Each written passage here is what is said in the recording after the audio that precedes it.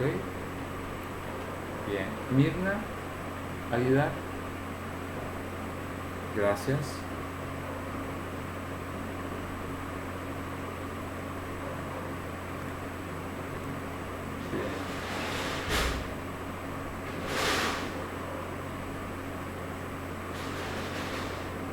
Bien. Aceret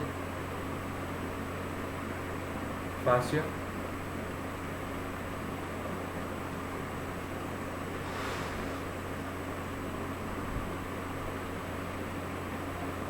Jennifer Sánchez, muchas gracias.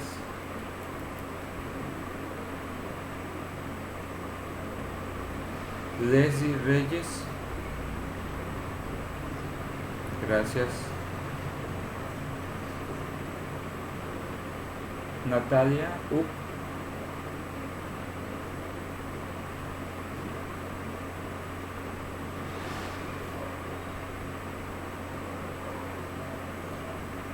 Yadai Wicap,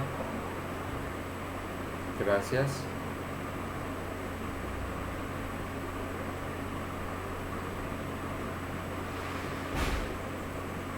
Misael, muchas gracias. Reina Morales,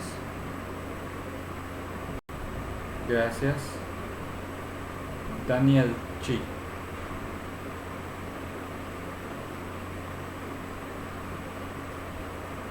muy bien. Bueno, pues más que nada, buenos días muchachos. Como ustedes sabrán, la clase pasada, pues no el miércoles se suspendió por ser día inhábil.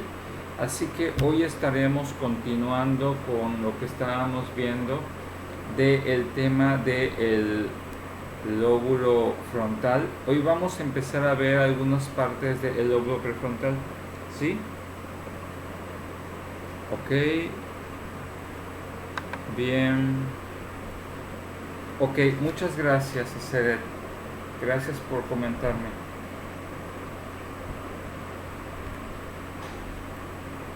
Sí, ya registré tu asistencia. Gracias por comentarme. Bien. Como les decía, la clase pasada estábamos revisando algunas cuestiones puntuales de lo que era lo que es la parte de lo que es el lóbulo frontal. Hoy vamos a ver algunos aspectos, terminar de puntualizar algunos aspectos del lóbulo prefrontal y esperemos nos dé tiempo de podamos ver lo que es parte de lo que es los aspectos del lóbulo, lo que es el lóbulo temporal, para finalizar esta parte de la estructura de la anatomía y la fisiología de lo que es el sistema nervioso central, específicamente del encéfalo. ¿Sí? Bien. Cuando estamos hablando de las diferentes partes, recordemos lo que les había estado comentando de lo que son las áreas de Brodmann. Cuando hablamos acerca de las áreas de Brodmann, recuerden que estas diferentes partes del área de Brodmann que hemos estado viendo son la forma en que vamos a ver la distribución somatotópica. Eso significa la distribución de las diferentes áreas en la que está constituida y distribuido lo que es nuestro encéfalo. ¿Sí? Muchas veces, por ejemplo, estas áreas de Brodmann son las que nos sirven para poder fundamentar algunas de las áreas de afectación al momento de hacer lo que es un diagnóstico o un prediagnóstico de lo que puede estar afectando a la persona y las consecuencias de que dichas zonas se encuentren de alguna otra forma comprometidas. Bien, habíamos estado viendo lo que es la clase pasada, por ejemplo, las áreas del lóbulo frontal, desde lo que era el área precentral, que sabemos que está ubicada en la circunvolución precentral, por delante del surco central de Rolando y por detrás del surco precentral, que se divide en el área motora primaria o el área 4 de Brodmann, y su función es llevar los movimientos individuales de las diferentes partes del cuerpo, en donde recibe las aferencias del tálamo, la corteza sensitiva, el área premotora, el cerebelo y los ganglios. Lo interesante del área premotora es que normalmente vamos nosotros a identificar estas partes que van a llevar estas aferencias, y aferencia significa, son las vías de conexión que vamos nosotros a tener con otras partes de nuestro encéfalo, que en este caso es la situación en la cuestión del tálamo, con respecto a ciertos tipos de respuestas involuntarias que nosotros podamos tener ante ciertos tipos de estímulos, ¿sí? Si ustedes se dan cuenta, la mayoría de las veces en lo que es el área motora primaria en lo que es el lóbulo frontal, nosotros de alguna otra forma vamos a identificar cómo es que podamos identificar la forma en que podemos nosotros ejercer el tipo de movimiento de nuestro cuerpo. De ahí la importancia de cómo esta parte o esta corteza sensitiva de la premotora está conectada con lo que es parte del cerebelo. Recordemos que el cerebelo para algunos es considerado prácticamente una de las antiguamente era considerado con algunas de las partes de lo que era el lóbulo temporal y el lóbulo parietal. Antiguamente algunos anatomistas los consideraban junto con el cerebelo como lo que era el cerebro reptiliano, ¿sí? No sé si habían escuchado este término del cerebro reptiliano. ¿Alguna vez lo habían escuchado este término? ¿Sí o no? Ok, bueno. Antiguamente los antiguos anatomistas se encontraban que se les decía el cerebro reptiliano porque, por ejemplo, por la naturaleza que tenemos nosotros de responder o actuar de forma instintiva, ¿sí? Esa es una de las características interesantes que a veces los antiguos anatomistas pensaban que era la primera, que era lo que nosotros podíamos compartir con algunas criaturas como los reptiles, que responden más que nada a estímulos y de esa forma reaccionan, por ejemplo, al miedo, a la ira,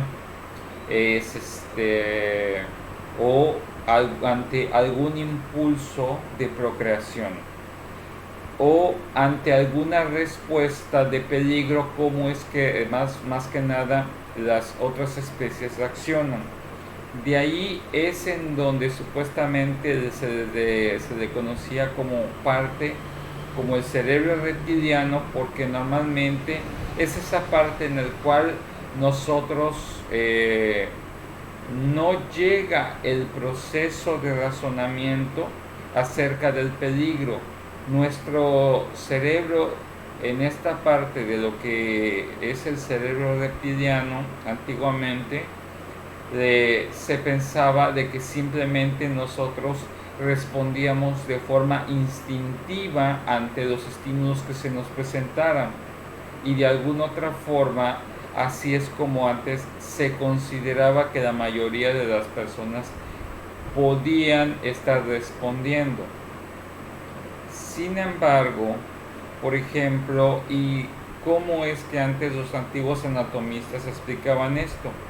Por las reacciones que se tenían de forma automática a algunos individuos ante un estímulo, cómo respondían de forma automática, casi sin llegar al análisis de las condiciones que se presentaban o las análisis de los estímulos, y simplemente responden por responder. Por ejemplo, en ese sentido, estas respuestas están explicadas a través de los movimientos involuntarios que les he estado explicando. Y estos efectos involuntarios están explicados, por ejemplo, porque parte del tálamo va a conllevar algún tipo de significado o algún tipo de integración de los estímulos para las partes de lo que es el cerebelo al momento de responder y parte de los ganglios basales al momento de lo que es los diversos tipos de neurotransmisores y los diversos tipos de hormonas ante la respuesta ante algún estímulo. ¿Qué significa lo que les estoy comentando? Normalmente, por ejemplo, cuando nosotros respondemos de forma instintiva, se explica de que cuando nosotros respondemos así, estas áreas en sí, de que llevan en donde se reciben las aferencias, en este caso, las conexiones neuronales del tálamo, la corteza sensitiva, la edad premotora, el cerebelo y los ganglios, interpretan de alguna otra forma cierto tipo de estímulos y de alguna otra forma tienen que emitir un tipo de respuesta. Normalmente, a veces, muchos de los aspectos, cuando tenemos una emoción muy fuerte y reaccionamos casi al momento, está determinado por la acción del tálamo y cómo el tálamo de alguna otra forma ante esa emoción que nosotros podamos estar experimentando va a llevar cierta producción de algunos tipos de neurotransmisores y hormonas que, siendo liberados en lo que es en el área motora primaria, va a conllevar algún tipo de respuesta motriz, algún tipo de respuesta, y por lo cual nosotros vamos a reaccionar de forma automática. Esa es la manera en que normalmente a veces podemos nosotros identificar qué pasa cuando nosotros estamos sorprendidos, estamos enojados, estamos asustados. La diferencia de los diferentes tipos de respuesta es en cuanto al área motora primaria, está establecido por la intensidad o la significación que tenga para el sujeto dicho estímulo. Algunas personas ante el miedo van a responder de forma totalmente diferente. Algunas personas, de acuerdo a la significación que tienen, por ejemplo, puede conllevar para que algunas personas puedan responder de forma automática, ya sea ante el estímulo como a través de una agresión, ¿sí? Otro puede ser una reacción de intento de huida, o nosotros podemos reaccionar de forma catatónica, que significa que sea tan fuerte la impresión del estímulo que no nos podamos nosotros mover. Este tipo de respuestas son la que conlleva parte del significado del área motora primaria, ¿sí? y de allí vamos a establecer el tipo de movimiento o ausencia del mismo de acuerdo a ciertos tipos de estímulos que nosotros estemos presentando, ¿sí? A diferencia de esto, y no olvidemos de que casi todas las áreas primarias están conectadas de alguna otra forma con su respectiva área motora secundaria, o conocidas también, en este caso, en lo que es el lóbulo frontal, como lo que es el área premotora o área 6 de Brodmann, ¿sí? Y que normalmente esta área promotora está conllevada en las áreas somatotópicas de la 8, la 44 y la 45. Y lo interesante de esto es que en esta área motora secundaria, dice, es en donde se almacenan los programas de actividad motora reunidos como resultado de la experiencia pasada. De alguna otra forma, como vamos a responder, o la respuesta que tengamos nosotros por la estimulación del área motora primaria, va a establecer el bagaje de información del área motora secundaria, ¿sí? De alguna otra forma, estas dos áreas están conectadas, y el área motora secundaria es la que establece una especie de programación de cómo vamos a responder ante determinado tipo de estímulo en nuestra contextura anatómica y fisiológica de nosotros como individuos, ¿sí? Por eso muchas veces podemos nosotros decir, si pasa esto, yo haría esto y esto. A veces no sé si les ha pasado que dicen, no, pues si me llega a pasar esto, yo haría esto, yo haría esto. Pero cuando sucede la situación, uno puede reaccionar totalmente diferente, como por ejemplo cuando nosotros nos enojamos, ¿sí? Hay gente que dice, no, si me enojo, yo trataría de calmarme, y hay gente que por más que intente calmarse, ya la programación de cómo responder ante el estímulo de ira o enojo o enfado es tan fuerte que excede la capacidad de autocontrol y raciocinio en algunas personas, pero está establecido precisamente por este tipo de programación que tenemos por nuestra área motora secundaria, en donde está prácticamente establecido por las experiencias pasadas que hemos tenido, que han quedado como una impresión en base a la programación del sistema de redes neuronales en nuestro cerebro, para responder específicamente así ante determinados estímulos. Se requiere de una programación o una reprogramación muy exhaustiva de tipo cognitivo-conductual para poder cambiar y estructurar nuevas redes neuronales para cambiar la programación que ya tenemos nosotros implantados por nuestras experiencias previas. ¿Esto qué significa, muchachos? Si ustedes están acostumbrados ante el enojo a responder de la misma forma, eso se queda almacenado en nuestra área motora secundaria, y ya de forma automática, ante cualquier estímulo o ante cualquier tipo de emoción, ya nuestro cerebro ni siquiera lo pensamos, así actuamos y así reaccionamos de forma automática ante dichos estímulos, ¿sí?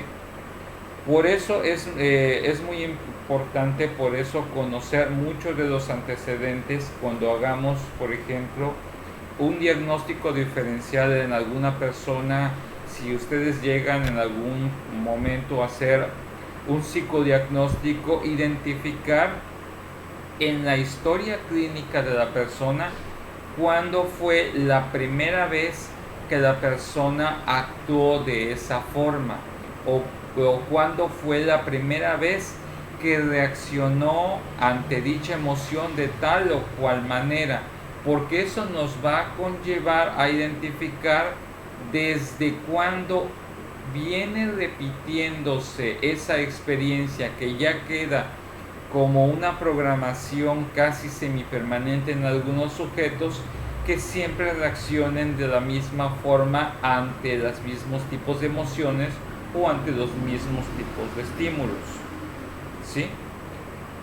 Otro de los aspectos interesantes del área motora secundaria es que dice que participa en el control de los movimientos posturales groseros mediante sus conexiones con los ganglios basales. Dice, además recibe las aferencias de la corteza sensitiva del tálamo y es la que programa la actividad motora primaria, lo que les estaba diciendo, para actuar ya de forma predeterminada. De ahí es que establecemos cómo a veces ante determinados estímulos pareciera que ante una emoción nosotros decimos, es que yo no quiero actuar de esa forma, pero termino haciendo esto. Es cuando nuestro cerebro de alguna otra forma hace que nosotros reaccionemos y nos sintamos como rehenes de nuestro propio cuerpo. Decimos, es que no me quiero enojar, no quiero gritar, no quiero aventar cosas, no quiero salir corriendo, no quiero hacer esto, pero lo termino haciendo. ¿Algunas veces han sentido ustedes alguna emoción tan fuerte que traten de controlarla, pero aún así terminen cediendo ante la emoción y terminen reaccionando fuera del autocontrol de lo que ustedes quieren hacer? ¿Alguna vez les ha pasado que una emoción sea tan fuerte que no la puedan controlar y reaccionen de alguna forma que a ustedes les parezca indeseable? ¿A alguien le ha pasado?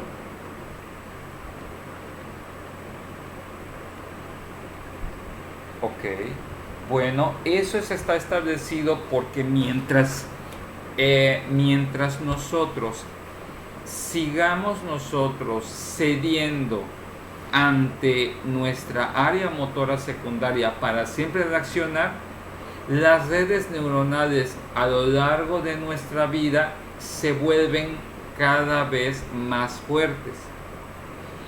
Lo interesante de esto que quiero comentarles con el área motora secundaria, que estos aspectos pueden volverse un efecto multiplicador, en el cual si ante un estímulo parecido a la emoción inicial que nos genera ese tipo de emoción reaccionemos, y si nos presenta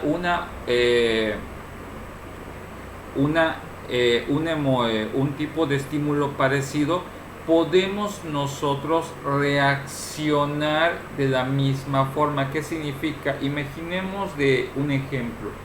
Imaginemos que, por ejemplo, que a una persona le molesta que le engañen. Por ejemplo, el engaño, por ejemplo, de una infidelidad, y que se molesta, grita, patalea, rompe cosas. Por ejemplo, si la persona de alguna otra forma no trata de buscar una forma de que sus emociones no lo lleven a reaccionar de forma automática de esa forma, es más fácil que ante un estímulo parecido, como por ejemplo que una persona por digamos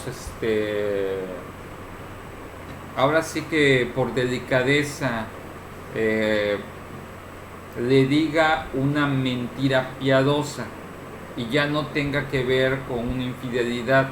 Si la persona está acostumbrada ante la mentira, ante el engaño, por ejemplo, ante el engaño de infidelidad amorosa y siente que alguien le engaña y siempre esa persona reacciona de la misma forma, puede de alguna otra forma replicar ese tipo de programación a otro tipo de estímulos, como por ejemplo, si descubre que alguien le hizo una mentira piadosa, el cerebro lo automáticamente interpreta que mentira es mentira, no importa si es piadosa o no. Y entonces lo que hace el área motora primaria es que interpreta de que es tan grave, por ejemplo, que alguien le haya dicho una mentira piadosa a una infidelidad, y lo pone al mismo nivel de estímulo. Y lo que hace la persona es reaccionar. Incluso a lo mejor no tiene tanta importancia para los demás, pero la persona ya reacciona. Y es cuando nosotros podemos explicar a nivel conductual cómo ciertas personas incluso pueden de alguna otra forma reproducir la misma emoción o el mismo efecto con otro tipo de estímulos, porque ya existe una programación, y lo que hace el área motora secundaria simplemente es interpretar que eso es malo y automáticamente reaccionas, y te das cuenta o uno se da cuenta de que ya después de que se dio la descarga o la reacción, que a lo mejor no era tan importante o no era significativo cuando ya lo razonamos, pero nuestro cuerpo reaccionó. Y ahí es donde establecemos cómo es que muchas veces ya estamos preprogramados para actuar ante determinados tipos de estímulos, y cómo nosotros los podemos replicar en estímulos parecidos, ¿sí? Y así es como podemos nosotros determinar que cierto tipo de movimientos o cierto tipo de respuestas conductuales se pueden replicar en estímulos parecidos, o que el cerebro, en este caso del área motora secundaria, así los interprete. Y ahí es cuando establecemos que muchas veces, por ejemplo, nuestro cerebro de alguna otra forma puede volverse como una computadora que no va a diferenciar si es menor o mayor.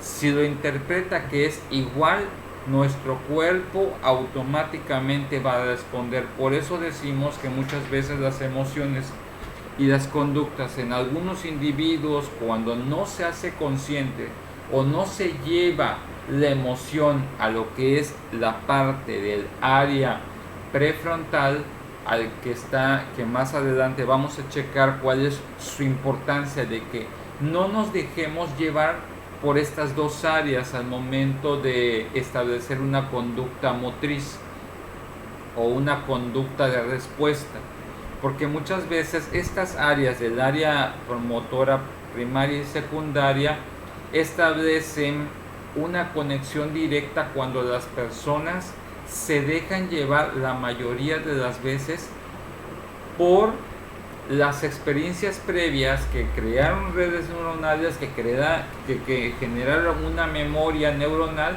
para responder de forma automática a eso. Y de alguna forma decimos que esas personas, desde el aspecto neuropsicológico, están condicionadas por sí mismas, por la experiencia y por el tiempo, a ser personas de tipo emocional, ¿sí? ¿Sí me entienden en este aspecto o hay alguna duda?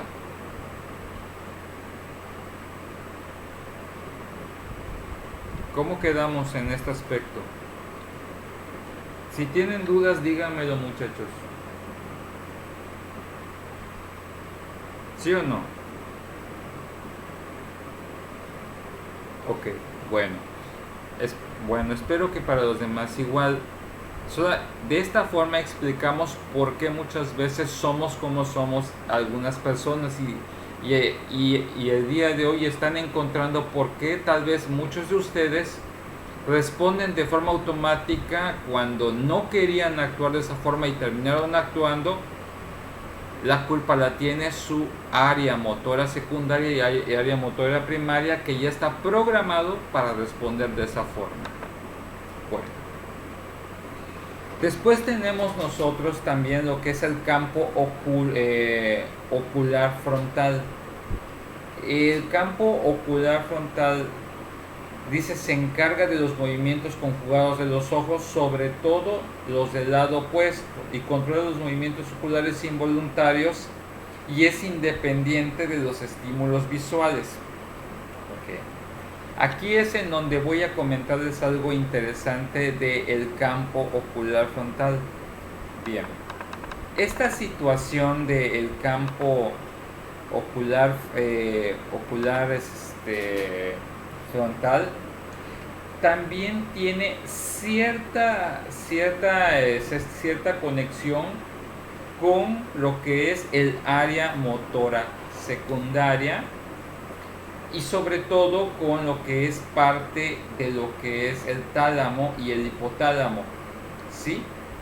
De ahí es cuando de repente establecemos algo.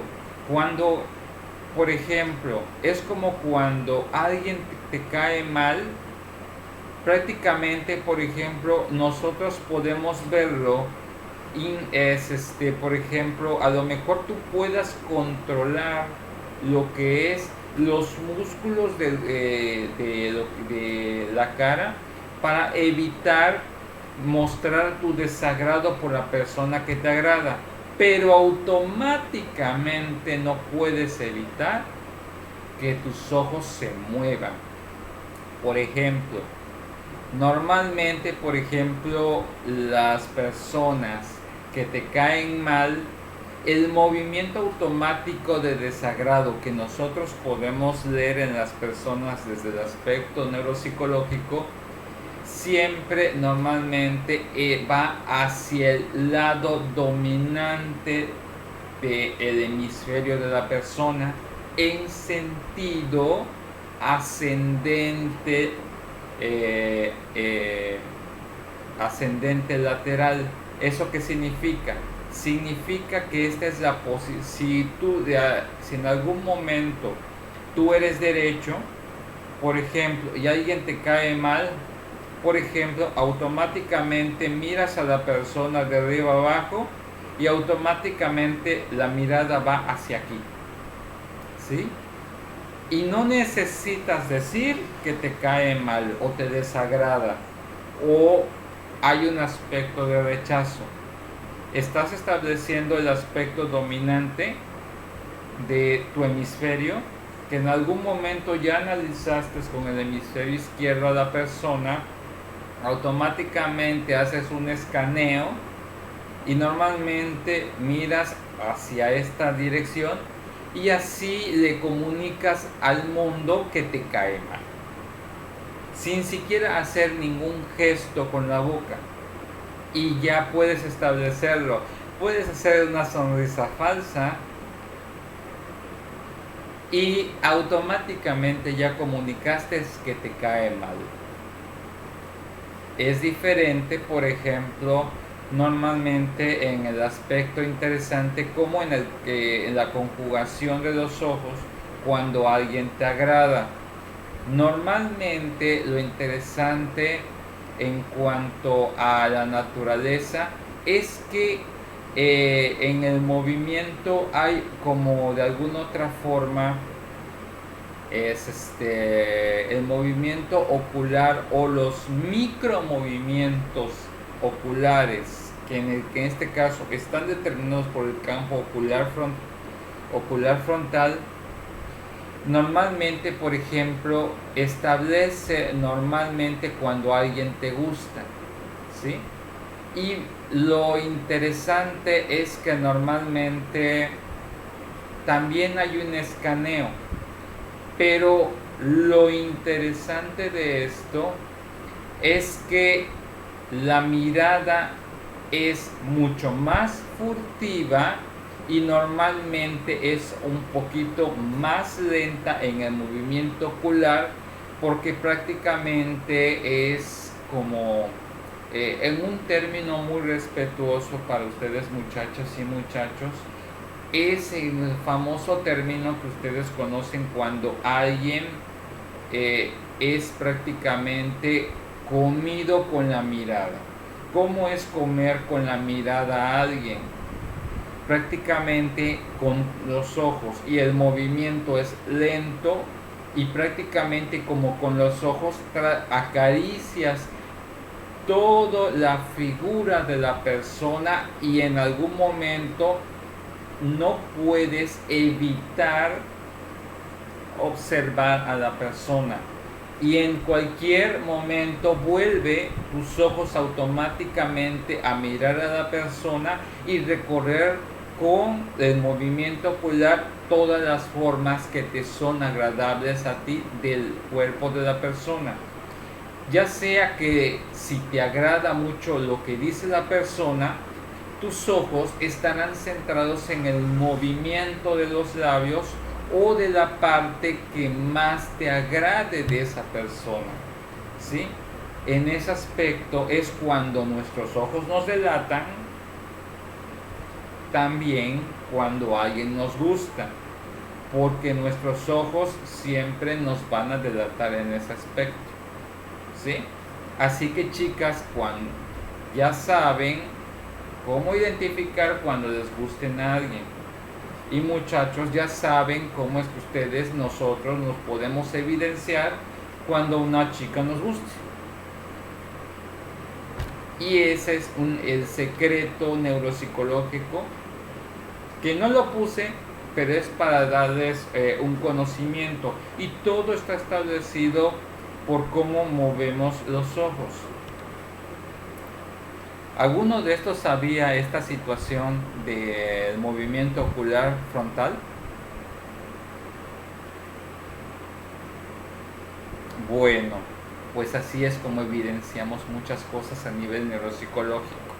Cuando alguien nos agrada o cuando alguien nos desagrada. ¿Sí? Bueno, esa es en la parte de lo que es el movimiento ocular. Bueno, ¿qué pasa en el área del lenguaje? Sabemos que el área del lenguaje está ubicada en la circunvolución frontal. En este aspecto, la circunvolución frontal inferior es importante en la conformación de las palabras debido a sus conexiones con el área motora primaria. Acá es en donde es muy interesante. La parte que ustedes ven en amarillo es donde podemos encontrar el área de parte del área motora del lenguaje, ¿sí? Donde podemos encontrar parte de sus conexiones, ¿sí? Dice, en la mayoría de las personas estas áreas es dominante en el hemisferio izquierdo, y la ablación del hemisferio no dominante no tiene efectos sobre el lenguaje, mientras que el daño en el hemisferio dominante produce una pérdida de la capacidad para producir la palabra, es decir, una fascia de expresión, y conocida como la fascia de Broca. Es lo que les había dicho la vez pasada. Es como cuando tú sientes que estás pronunciando una palabra en la fascia de Broca, pero no sale a través del aparato fonoarticulador la palabra como lo quieres decir, o simplemente no sale.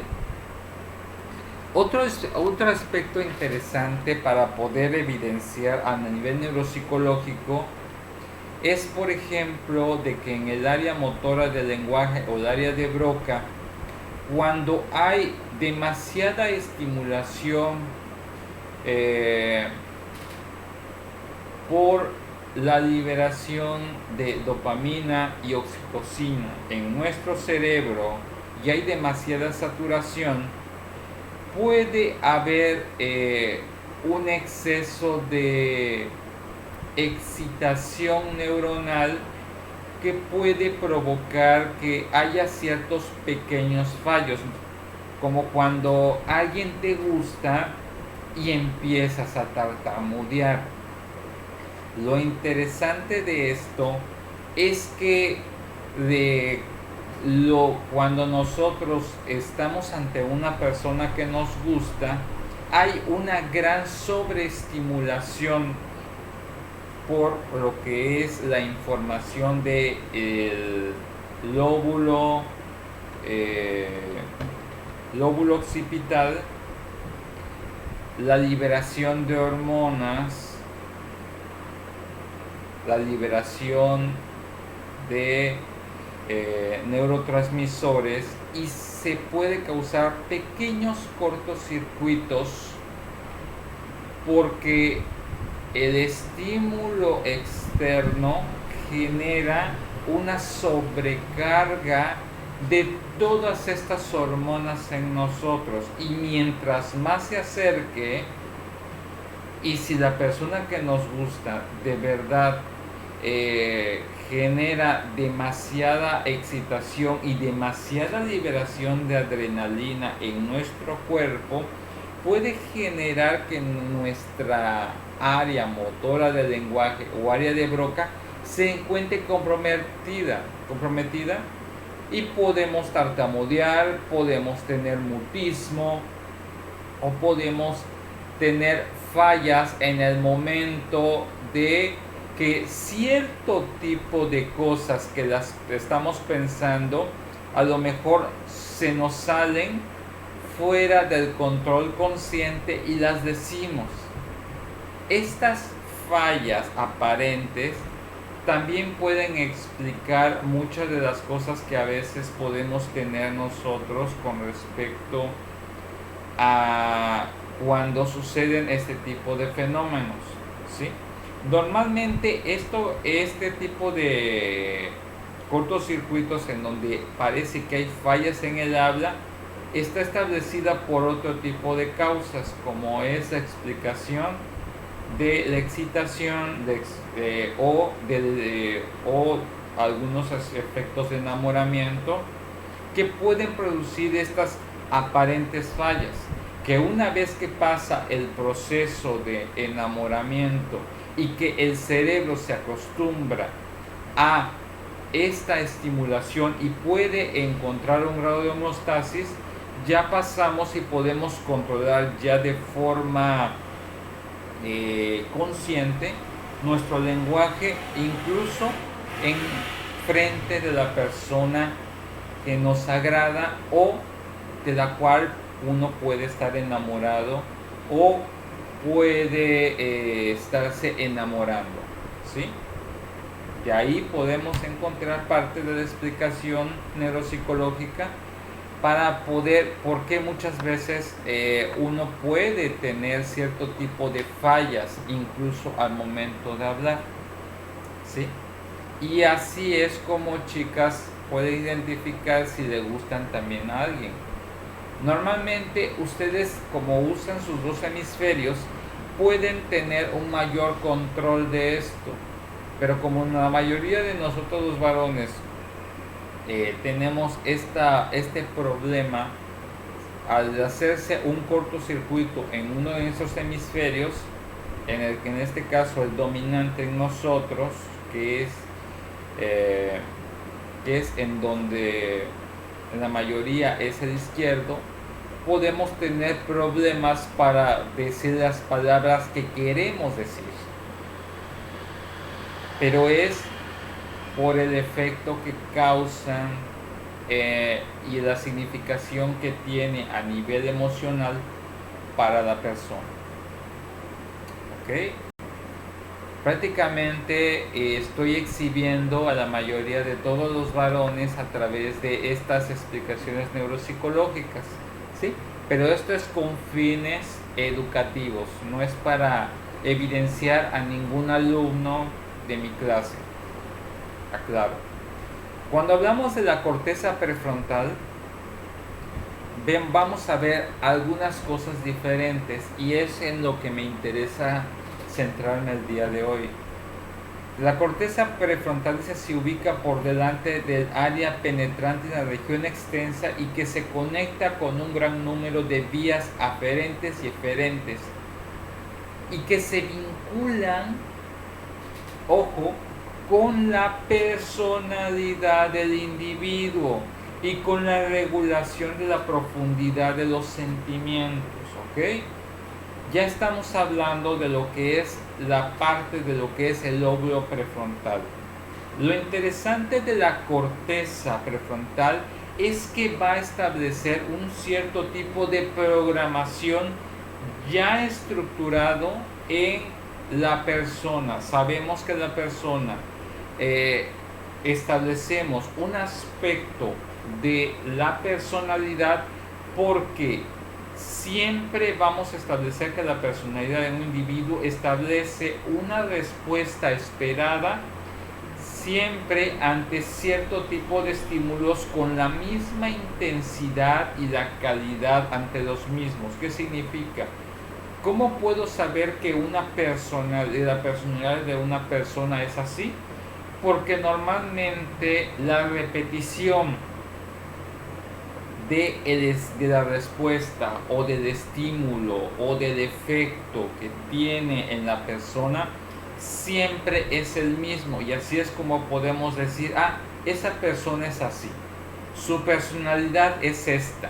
¿Por qué? Porque de alguna otra forma el estímulo siempre que se presente va a explicar la respuesta correspondiente a la característica del individuo. Sabemos que ante este tipo de estímulo siempre la persona responde de la misma forma y establecemos ya que es parte de su ser así, e incluso lo interesante de esto es que podemos tener diferentes tipos de matices, ¿sí? ¿Qué significa los matices?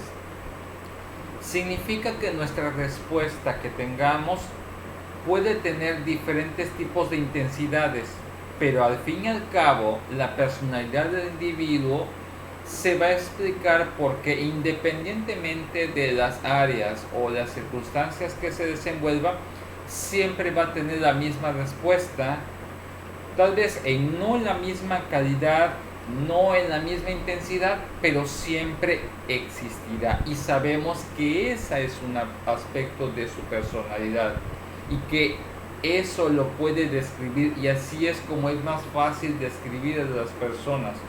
¿Cómo describimos a una persona que es amable? A lo mejor es más amable con unos que con otros, pero la característica de la personalidad amable es que es amable siempre y se da ya como un aspecto natural, ya debido a que en la corteza prefrontal ya se establece esta programación para ser amable ante las personas. ¿Será más amable con unos y con otros? Es posible, pero esta característica es identificable independientemente de los estímulos de las personas, porque ya existe esta programación por lo que es nuestra corteza prefrontal. Sabemos que la personalidad del individuo siempre va a estar establecido por la profundidad de los sentimientos, ¿sí? A lo mejor no deja de ser amable ante las personas que le desagradan, puede ser menos amable, pero siempre va a haber un dejo de amabilidad en la persona. Y se va a ver más amable con las personas que más quiere o más aprecia. Pero aún así no podemos dejar de apreciar eso. También vamos a establecer lo interesante de que en nuestra corteza prefrontal está el aspecto de, en base a esta característica que está establecida en nuestra programación de nuestra personalidad, el tipo de iniciativa o el juicio del individuo, y también va a estar interviniendo aspectos de los procesos de atención, ¿sí? Lo interesante de esto es que en la corteza prefrontal sabemos que va a estar regulando, por ejemplo, ante qué estímulos el individuo es más común que responda y ante qué estímulos normalmente, por ejemplo, el individuo va a establecer algún tipo de juicio o algún tipo de conclusión o algún tipo de determinación de cómo responder, ¿sí? Lo interesante también es que en nuestra corteza prefrontal va a regular qué aspectos de la característica del individuo es más fácil que capten la atención del sujeto y cuáles menos. Y lo interesante de esto es que el sujeto se da cuenta qué es y te puede decir qué es lo que más se llama la atención del estímulo externo y puede determinarlo y hacer un aspecto consciente de lo mismo. Lo interesante es que, por ejemplo, cuando tú le preguntas a una persona cómo eres, automáticamente vas a determinar con la persona y vas a estar activando lo que es la corteza prefrontal del sujeto. Tú le preguntas a una persona, oye, ¿cómo eres? ¿Cómo te describes como persona? Automáticamente, cuando tú lo haces esa pregunta, la información viaja de lo que es el lóbulo temporal a la corteza prefrontal para poder hacer el análisis de la información consciente que tiene de sí mismo acerca de su personalidad, acerca de sus sentimientos, acerca de ante qué aspectos tiene iniciativa, ante qué aspectos elabora fácilmente un juicio y ante qué aspectos normalmente puede establecer una mayor capacidad de focalización de atención. Eso es lo que se activa automáticamente y nosotros a través de esa pregunta estimulamos la corteza prefrontal y es en donde suelta la información retenida en esta área de nuestro cerebro, ¿sí? Solo con preguntarle cómo es. Así es como nosotros sabemos qué es lo que está regulando nuestro cerebro específicamente en esa área. Sin embargo, ¿qué pasa cuando tenemos afectaciones en esta área de lo que es la corteza prefrontal? Dice, se pueden presentar como un síndrome apático, un pseudodepresivo que se traduce en una reducción de la espontaneidad motora y verbal, pérdida de iniciativa, actividad motora y mental, más lento, indiferencia afectiva, escasa emotividad y menor interés sexual. Se relaciona con la lesión de la región frontomedial. En este caso, la región frontomedial es la que está en lo que llamaríamos la cisura de Silvio, que es prácticamente la que está dividiendo la parte de la mitad entre lo que es el hemisferio derecho y el hemisferio izquierdo. Lo interesante de esto es que una lesión en esta área, la persona, por más que pueda ser sobreestimulada, no puede reaccionar como normalmente una persona automáticamente haría, porque la información que se tenía en esta área puede haberse perdido y el aspecto de la espontaneidad y el aspecto de lo que caracteriza algo esperado a nivel de lo que es la respuesta social de los individuos se encuentra comprometida. Y eso se explica por el síndrome apático, ¿sí? Esta situación no significa que para la persona sienta apatía. Lo interesante del síndrome apático por la lesión de la corteza prefrontal es la manifestación o la respuesta ante ello. Aunque de forma interna la persona sigue teniendo emociones, sigue teniendo capacidad de atención, sigue teniendo la capacidad de poder establecer aspectos de su personalidad, pero es al momento de manifestación donde está la dificultad, ¿sí?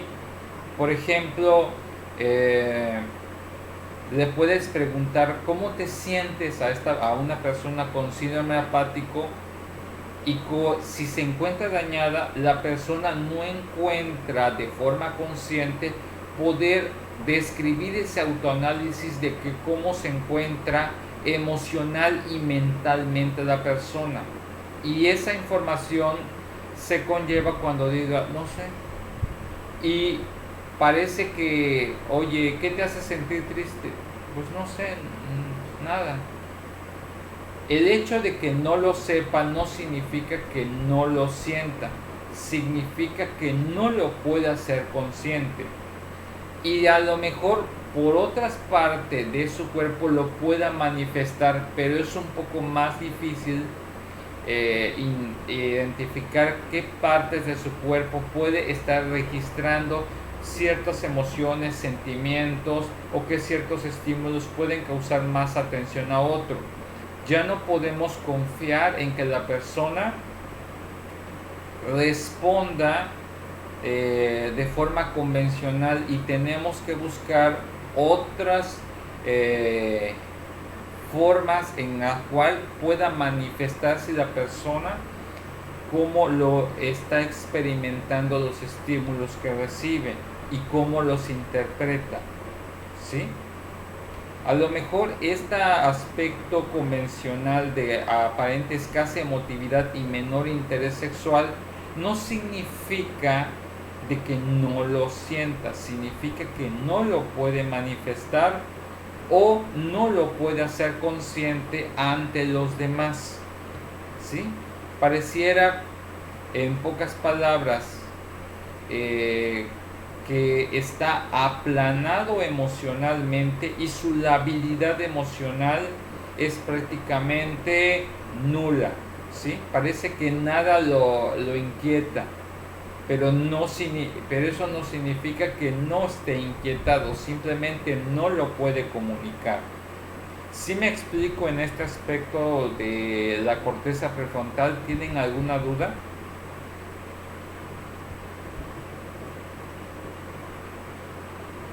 ¿Algún comentario?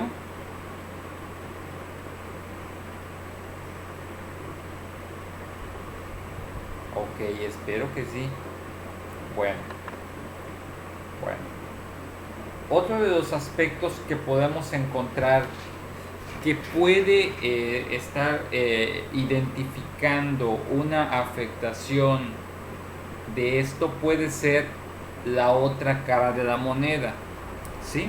A lo mejor si no está inhibido podemos encontrar la otra parte, que es el síndrome desinhibido o pseudopsicopático, que se caracteriza por dificultad para reducir la velocidad de ciertas conductas, pérdida de autocrítica, conducta social inapropiada, indiferencia por los demás y desinhibición y promiscuidad sexual. Se relaciona con una lesión en la región frontobasal. En este caso, cuando hablamos acerca de la región frontobasal, vamos nosotros a encontrarnos en esta parte, ¿sí? En la región frontobasal vamos nosotros a identificar un aspecto interesante, que es esta parte como donde las mujeres a veces ponen una diadema abajo. En esta parte normalmente es en donde nosotros podemos regular todo esto.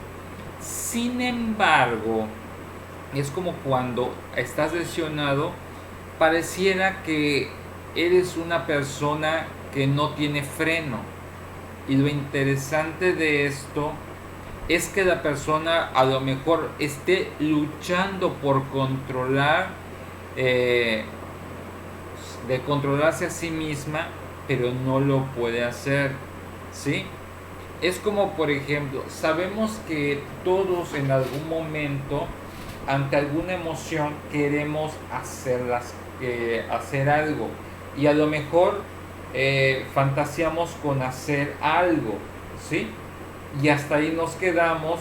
Y la fantasía en algunas personas sirve como un mecanismo compensatorio para que nuestra conducta social no se vea comprometida. Lo interesante de esto es que como no existe el freno en el síndrome desinhibido o pseudopsicopático, la persona lo primero que piensa es lo primero que hace, ¿sí? Esa es la naturaleza, ¿sí?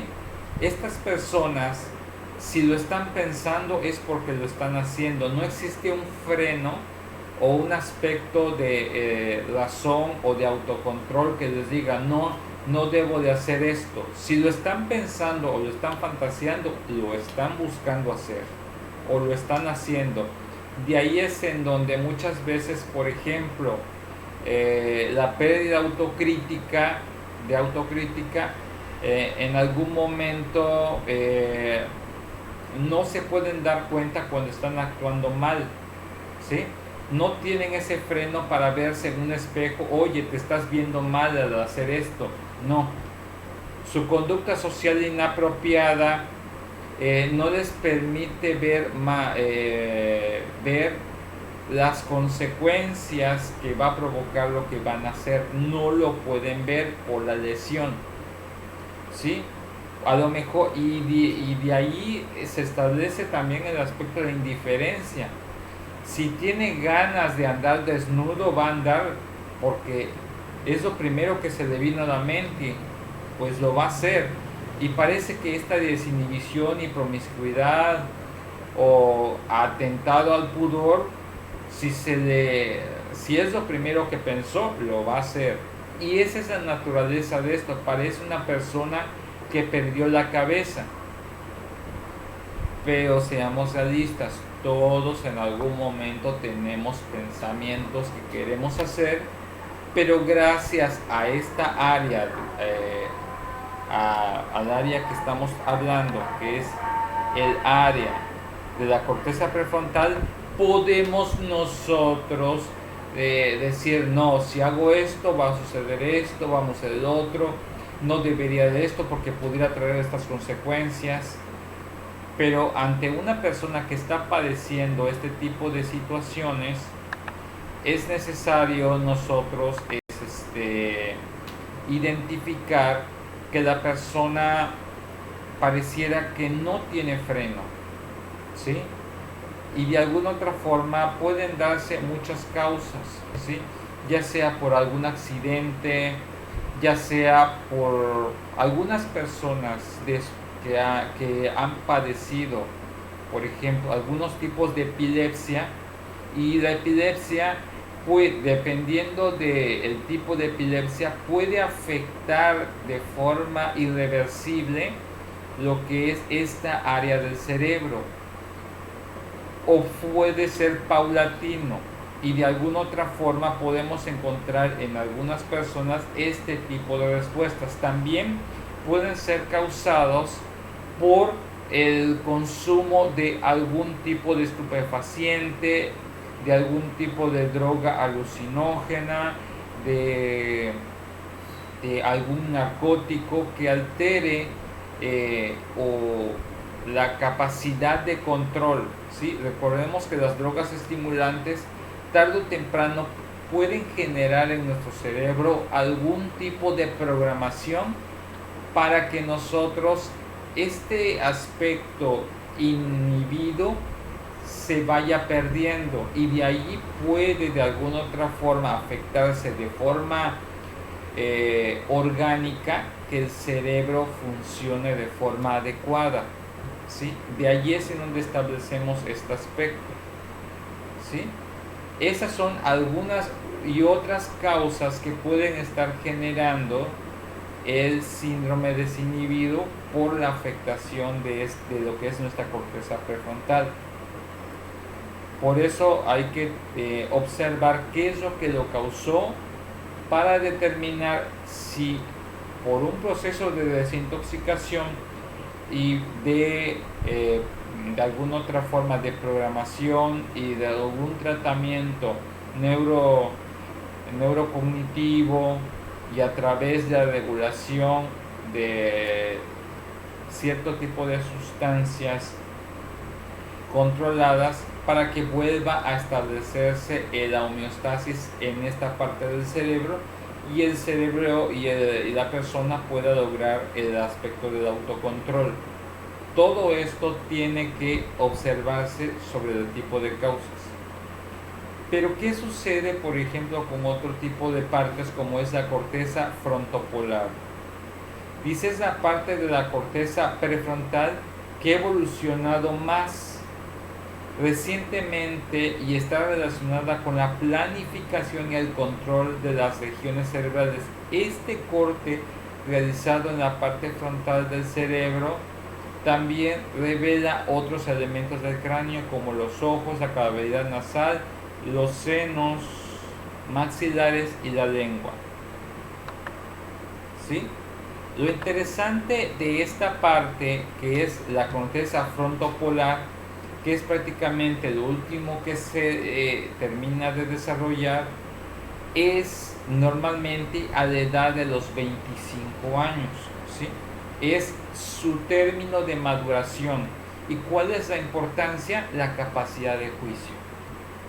Este es lo interesante de esto, que por eso muchas veces cuando ustedes, muchachos y muchachas, establecen una relación de pareja y todavía su corteza frontopolar no está madura, cuando llegan ustedes a la madurez dicen, con este tipo de persona yo estaba enamorado y quería casarme. No. ¿Qué estaba pensando en ese momento?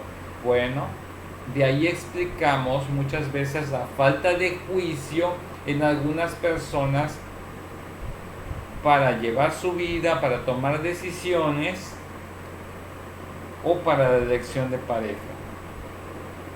Y ahí explicamos nosotros, por ejemplo, ¿por qué no lo pensé de esa forma cuando tenía tal edad? Por eso muchas veces el yo de los 19 años no va a ser el mismo del yo de los 26 años o de los 25 años, ¿sí? Va a ser totalmente diferente. Y a veces hay personas que dicen, me desconozco a mí mismo cuando tenía 19 años, ¿cómo es que pude pensar esto? Y esto está explicado no solo por la experiencia, sino por la maduración y el desarrollo de esta área que les estoy desarrollando, que es la que nos desarrolla una capacidad de juicio madura en el que puedan establecer las decisiones sobre su vida de forma intelectual, en donde podemos establecer la capacidad de síntesis y análisis de las cosas que nos rodean. ¿Ok? Bueno, muchachos, ¿qué creen? Se me volvió a acabar el tiempo. Hasta el momento, ¿hay alguna duda hasta el momento de esto que hemos estado viendo? ¿Algún comentario antes de que termine la clase de hoy? ¿Seguro? Bien, espero que haya sido constructivo todo lo que aprendieron el día de hoy. Y pues lo que aprendimos el día de hoy hasta este momento va a revelar muchos de sus secretos de por qué actúan como actúan y por qué, si todavía, disculpen, no han llegado a los 25 años, pueden seguir cometiendo errores de juicio. Culpen al desarrollo de su cerebro, y es por eso que muchas veces no se preocupen si cometen errores. El día de mañana los considerarán como experiencias y podrán compartirlas a otras personas para que puedan entender que pues la adolescencia o la posadolescencia no siempre nos va a traer buenos resultados en nuestra forma de decidir las cosas. ¿Ok? Bueno. Y la próxima clase debemos oficialmente de estar terminando ya esto y entrar al tema de lo que es el lóbulo temporal para cerrar lo que es anatomía y fisiología. ¿Sí?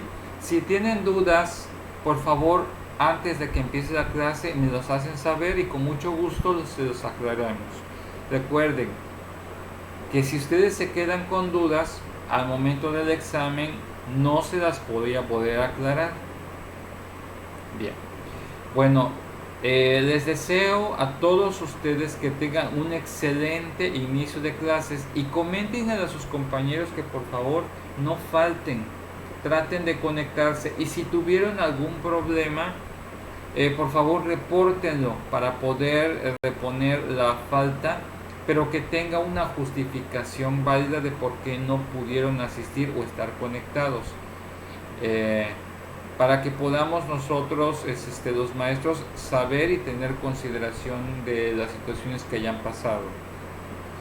Por